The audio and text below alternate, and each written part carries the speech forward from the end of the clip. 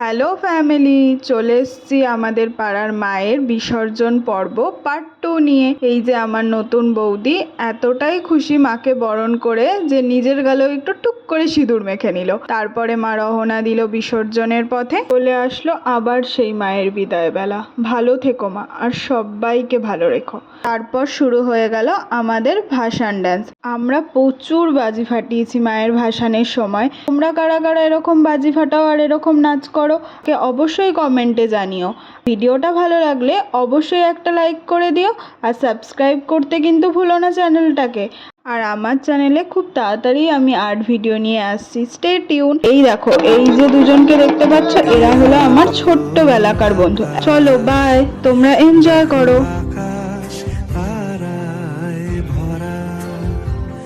দেখো যাওয়ার পথের পাশে